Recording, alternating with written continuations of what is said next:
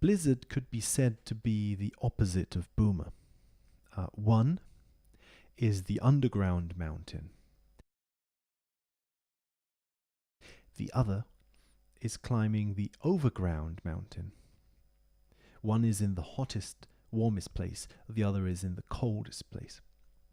Blizzard is the closest bear to the peak, the highest peak in this world.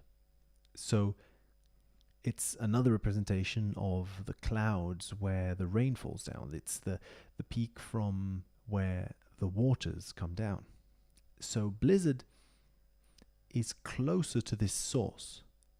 Mythologically speaking, one could say that Blizzard is closer to this sort of divine awareness or something. And that could be why only he remembers that today was the day that Blue was born, and therefore is the only one who has a gift for him, a bowling ball. Here we start to see that the bosses of each area are somehow related to the brothers bear in that area.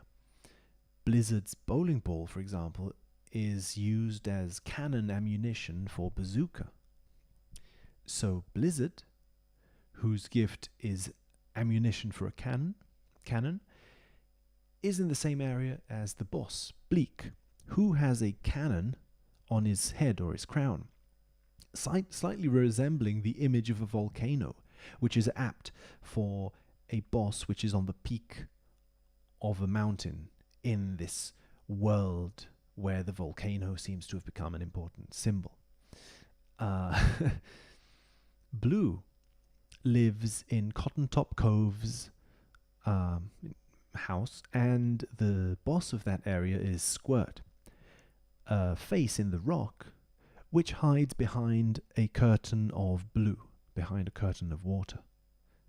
So it's interesting to note that Squirt is the boss which offers you one of the skis necessary to ascend the waterfalls in the map. So beating the waterfall boss is equal to rising above it. Now, the first area, Lake Orangatanga, is home to Barnacle, whose main interest are seashells. He is the only bear who keeps a banana bird trapped in a metallic cage, metallic shell. Barnacle is in the center of the lake, so all of his shells, or himself, his name, Barnacle, the shell, is in the center of the lake. Now, Barbos, the shell-like boss, is also in the center of the lake.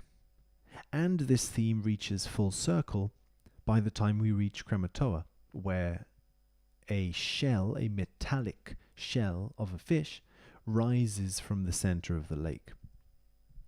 Now, Barnacle sets the tone for the rest of the game's prominent use of bosses whose bodies are impermanent, or a shell in some way or another. And this is appropriate considering he's the oldest brothers bear. And therefore, like Wrinkly, the bear who is closest to death and closest to an awareness of the body as a shell.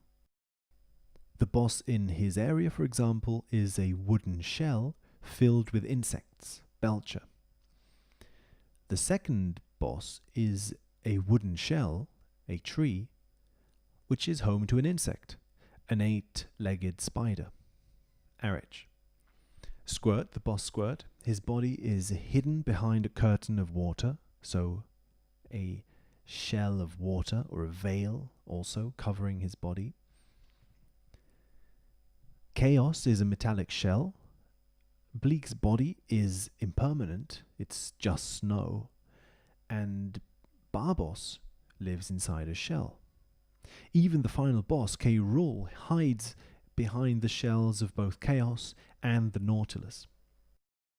Let's remember that each level has a coin, the enemy coin, who essentially is a Kremling covered in a metallic shell, and using Donkey Kong, that is to say, the word representative of the identity of the Kongs, as a shell for himself. It's as if Donkey Kong is the shell of the shadowy Kremlin within.